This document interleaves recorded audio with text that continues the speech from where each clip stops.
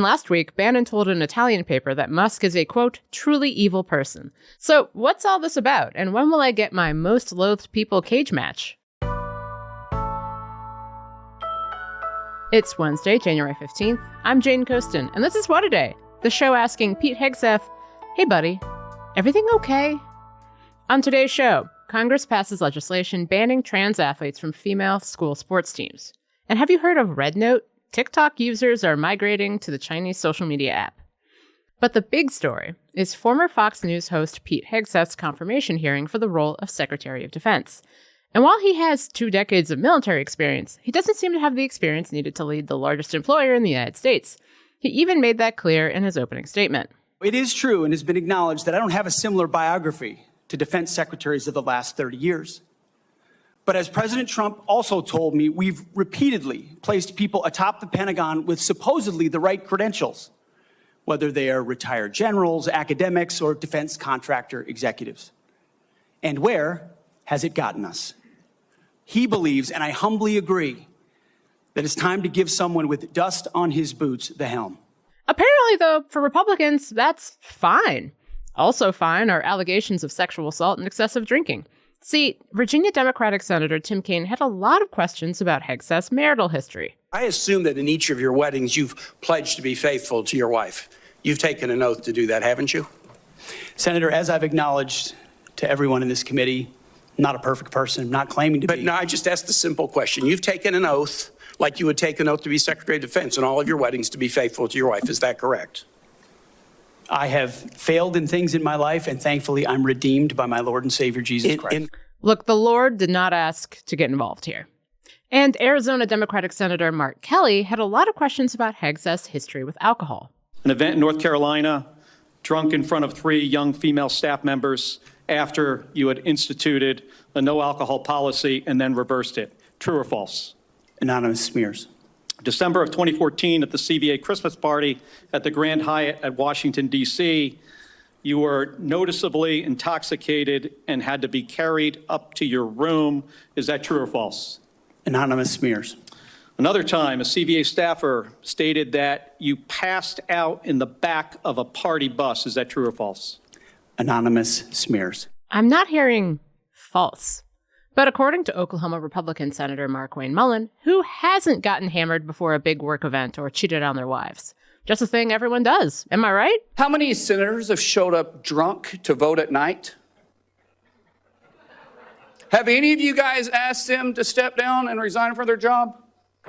And don't tell me you haven't seen it, because I know you have. And then how many senators do you know have got a divorce before cheating on their wives? Did you ask them to step down? No. And for some unknown reason, Mullin added that it's only because of how forgiving his wife is that he's not behind bars.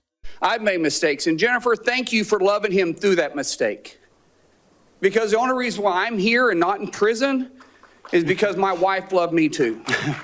I now have a bunch of questions, but they're mostly for Senator Markwayne Mullin.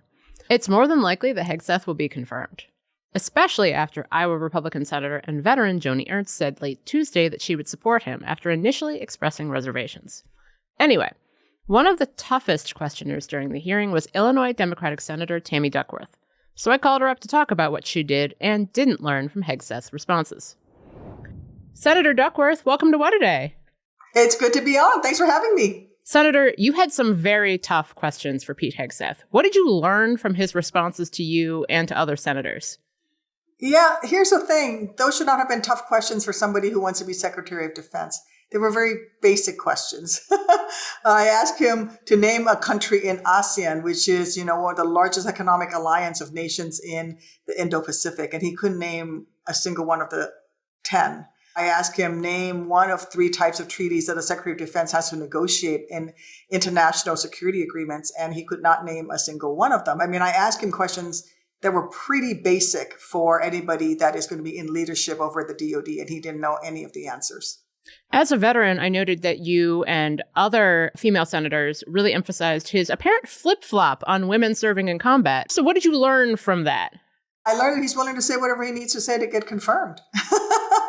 I think he went to the Brent Kavanaugh school of preparing for hearings, say whatever you need to do, and then afterwards do whatever you want. But frankly, Mr. Hegseth did everything he could to put women on a trial so that we would need to defend whether or not women are qualified to serve in combat. And Republicans did everything that they could to make this about everything else other than Mr. Hegseth's ability to be Secretary of Defense. They even asked him how many push-ups he did today. As a veteran, what worries you most about his potential confirmation to be Secretary of Defense? His utter incompetence. And I'm also worried about the fact that he's not the guy that's going to stand out to Donald Trump. He was asked directly whether or not he would oppose Donald Trump if he gave an order that was unlawful, that was contrary to the Constitution, and he wouldn't answer that question. He was asked several times if he were under oath, would he answer differently? And he wouldn't answer those questions. He's just not qualified to lead the Department of Defense. And by the way, our allies are watching, our adversaries are watching, and they know now that this man can be exploited. They know that this man is weak and not able to do his job. And we potentially are going to be confirming a Secretary of Defense who probably is someone who could be vulnerable to being blackmailed. I mean, he's already had to pay off a woman who accused him of sexually assaulting her in order to keep his last job. You mentioned during the hearing that you haven't received Hegseth's FBI background check or financial disclosures. Other candidates had their confirmations canceled because of this.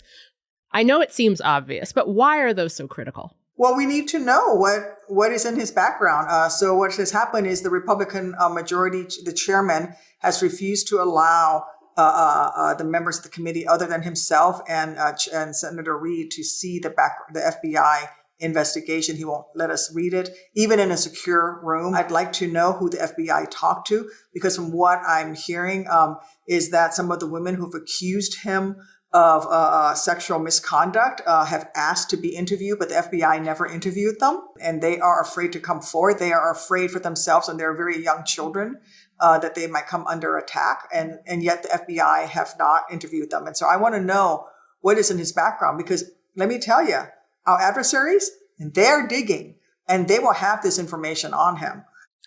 What did you learn from this hearing that you're going to take away for confirmation hearings featuring people like Tulsi Gabbard or RFK Jr.? Because this is just the start, really. What I'm hearing, unfortunately, is that my Republican colleagues care more about the MAGA base and bowing down to Donald Trump than they do about the safety and security of our nation and the wonderful men and women who wear the uniform, who protect us every single day. They're placing political ambitions and political survival over the well-being of the nation. And that's really sad. Senator Duckworth, thank you so much for taking the time. Thanks for having me on. While senators were grilling Hegseth over his drinking habits and his treatment of women, Trump's former White House strategist Steve Bannon was continuing his all-out verbal war on Elon Musk. During an interview with Politico Tuesday, Bannon tried to minimize any influence Musk will have in Trump's White House. What's shocking to me is he doesn't have much power. Why do you say that? If you gave it, well, because he doesn't have the ability to actually make decisions and inform those decisions and drive those decisions. And last week, Bannon told an Italian paper that Musk is a, quote, truly evil person. This is a real worst person you know moment for me. So what's all this about, and when will I get my most loathed people cage match? Well, Bannon and Musk represent opposite sides of an intra-MAGA war that's broken out over the H-1B visa program. It's a legal immigration pathway for certain high-skilled workers, usually in fields like engineering and tech. Musk is a previous H-1B visa holder and is all in favor of the program. He says his companies like SpaceX and Tesla rely on these visas. And when this MAGA fight broke out online around Christmas, he told his opponents very politely to, quote, fuck yourself in the face. On the other side, Bannon and his ilk of nativist MAGA diehards oppose all forms of immigration, even legal immigration. So for more on the debate over H-1B visas, I spoke with Rogé Karma. He's a staff writer at The Atlantic, where he covers economics and economic policy. Fun fact, we used to work together at Vox and the New York Times. Rogé, welcome to What A Day. It's great to be here, Jane. As much as I dislike your sweatshirt, I am really happy to be here. Don't hate the player, hate the game. Anyway, can you tell us a little bit more about the H-1B visa? Who qualifies? What industries use them a lot? And why does the U.S. have this program in the first place? So the idea behind this program is that having highly skilled foreign workers come into the US is a good thing. It's good for national competitiveness. It is good because oftentimes there's a shortage of skills in industries like whether it's chip making or engineering or IT. And so the idea was let's have a program that brings the best and the brightest here to the US to help our business ecosystem, to help our competitiveness. The H-1B program in practice allows about 85,000 foreign workers per year. The requirement is that they have to have at least a bachelor's degree and have some kind of special experience or knowledge. That is at least the theory. In practice, there are some flaws in implementation, but that's the sort of basics of the visa. You write that the debate over H-1B visas is dividing both parties right now, but it seems to me, at least publicly, outside of independent Senator Bernie Sanders, it's people on the right who are screaming at each other over it. Why are these visas such a lightning rod on the right? I think when Donald Trump came into office, he was elected by a pretty broad coalition. And that coalition included two very distinct groups. It included far more groups, as you know, but two of the distinct groups is what you can think of as sort of the tech right and the nativist right. The tech right is much more concerned with economic growth, with deregulation, with sort of laissez-faire economic policies. And the nativist right is much more concerned, the much more blood and soil national identity constituency of the party.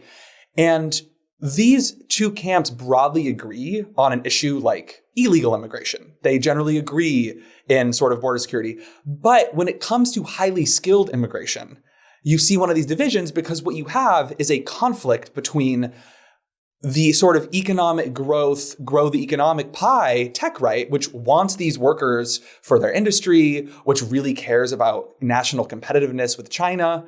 And on the other hand, the nativist right has the same sort of critique of this kind of immigration as they do with illegal immigration, that it disrupts the national identity of the country and sort of erodes what they see as a sort of Christian civilizational aesthetic. That's how I'll put it.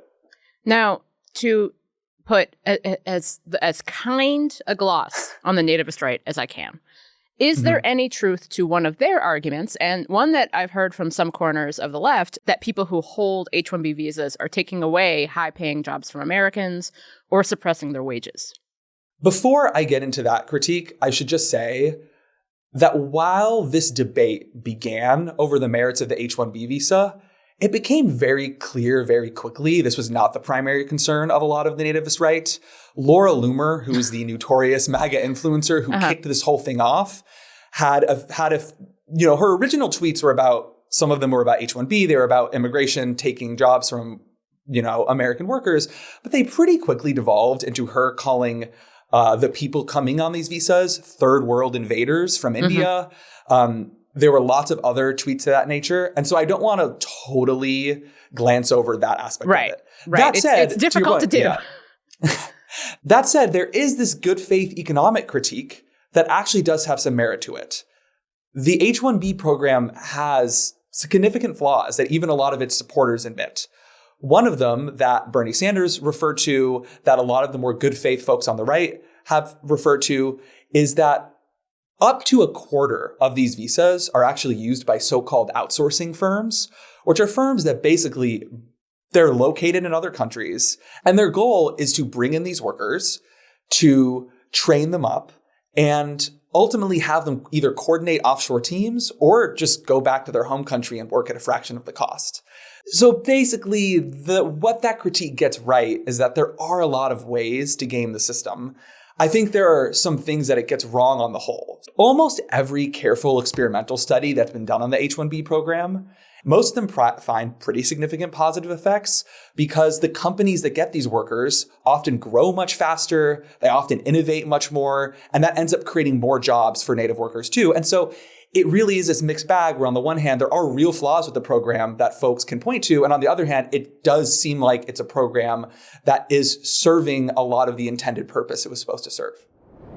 We're going to take a quick break, but we'll have more of my conversation with Atlantic staff writer Rogé Karma after some ads. If you like the show, make sure to subscribe, leave a 5-star review on Apple Podcasts, and share with your friends. Back in a few.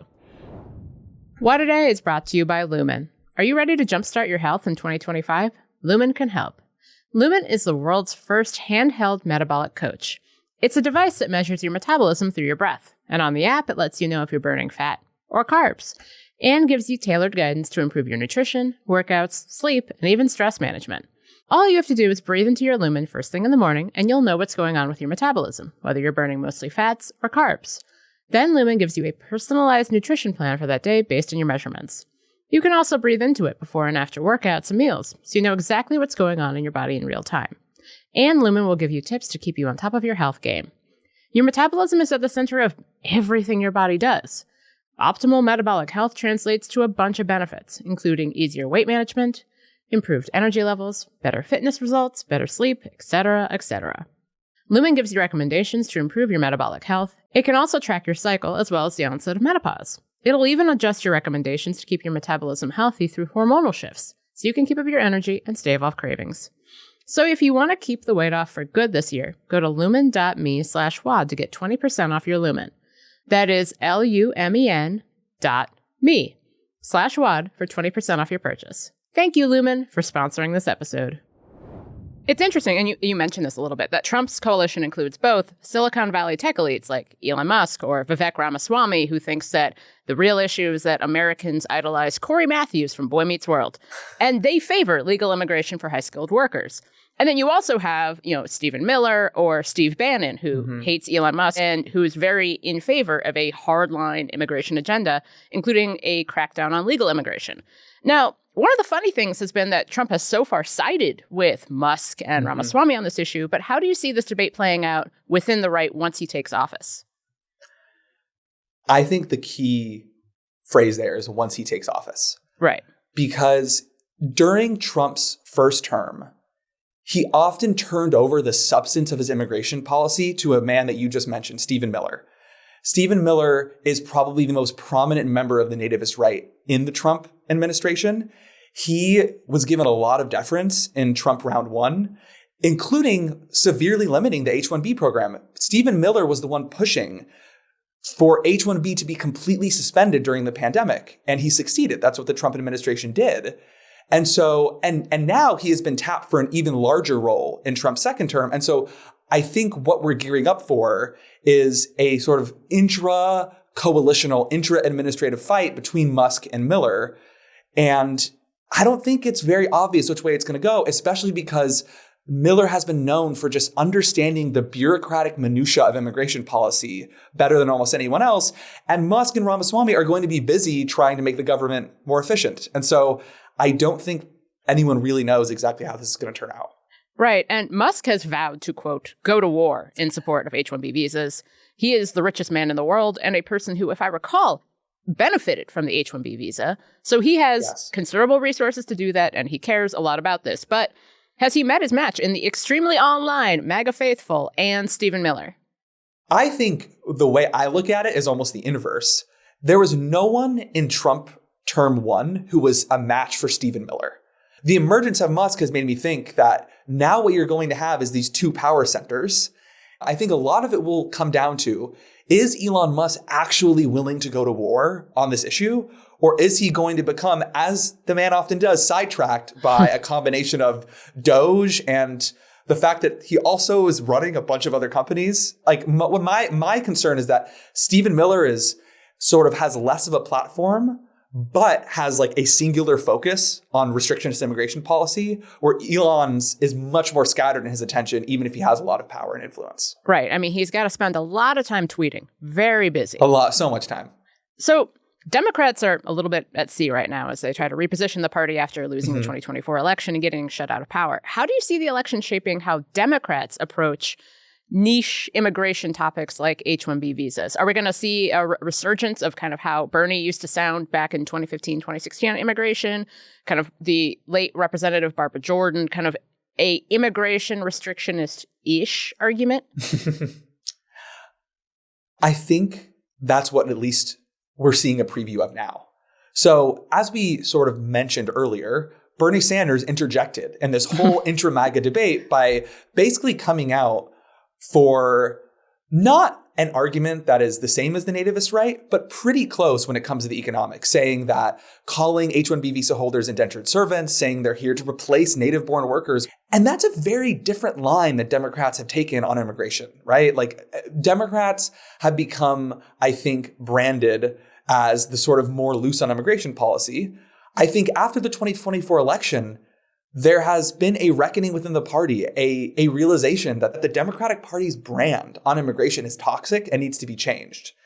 And I consider Bernie's intervention here as really the first shots fired. He's sounding a lot more like Bernie 2015 did when Bernie in 2015 told our former colleague Ezra Klein that open borders was a Koch brothers proposal that would make everyone in America poorer. The difference is back then, Bernie received widespread criticism from the left. Now he's making very similar arguments, and he's gotten mostly silence and some nods from other Democrats. And we'll see. I think Bernie's fired the first shot, but I definitely don't think he's going to fire the last. Rogé, thank you so much for joining me. It's been such a pleasure, Jane. Thanks for having me. An overwhelming majority of Americans believe that men don't belong in women's sports and that we must allow common sense to prevail. On Tuesday, the House passed a Republican-led measure restricting transgender students from playing on women's and girls' sports teams. Florida Republican Representative Greg Steube of Florida introduced the bill, saying it will, quote, restore the integrity of women's sports. 2 Democrats sided with Republicans in the vote. But New York Democratic Representative Alexandria Ocasio-Cortez slammed the legislation on the House floor. She said Republicans now want to pretend that they care about women. And why? To open up gender and, yes, genital examinations into little girls in this country in the so-called name of attacking trans girls. And to that, today, what we have to say are 2 words: not today. The majority right now says there's no place in this bill that says it opens up for genital examinations. Well, here's the thing. There's no enforcement mechanism in this bill. And when there is no enforcement mechanism, you open the door to every enforcement mechanism. The bill, known as the Protection of Women and Girls in Sports Act, would amend Title IX to recognize a person's sex as, quote, based solely on a person's reproductive biology and genetics at birth. It also threatens to take away federal funding from schools that let a, quote, person whose sex is male participate in an athletic program designated for women or girls. The legislation is now expected to head to the Republican-controlled Senate. On Tuesday, the Department of Justice released Part 1 of former Special Counsel Jack Smith's investigative report into President-elect Donald Trump. It covers his efforts to overturn the 2020 election. Smith dropped that case and another related to Trump's mishandling of classified documents shortly after Trump was elected in November. Smith cited the DOJ's rule that sitting presidents cannot be federally prosecuted. Smith's report was highly anticipated after he resigned from his post last week. In it, Smith said he was confident Trump would have been convicted if the election interference case went to trial. He wrote that the evidence showed that Trump used the, quote, big lie as a, quote, weapon to defeat a federal government function foundational to the United States democratic process.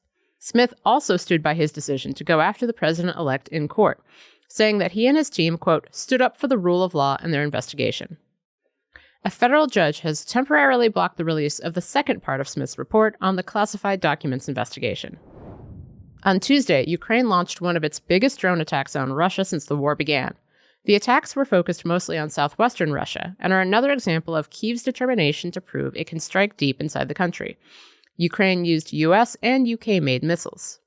Russia's defense ministry said Ukraine also launched more than 140 drones. It said, quote, these actions of the Kyiv regime, supported by Western curators, will not go unanswered. Ukraine's efforts to appear strong ahead of Donald Trump's inauguration come amidst concerns he might abandon support for the country. Maine Independent Senator Angus King asked Trump's defense secretary pick, Pete Hegseth, why he didn't mention Ukraine or Russia in his opening statement at his Senate confirmation hearing Tuesday. Is this code for we're going to abandon Ukraine? Senator, the president, that's a presidential level policy decision. He's made it very clear that he would like to see an end to that conflict. We know who the aggressor is. We know who the good guy is. We'd like to see it as advantageous for the Ukrainians as possible. Trump has vowed to end the war once in office. Russia's top diplomat said Tuesday the Kremlin is open to a meeting between President Vladimir Putin and Trump.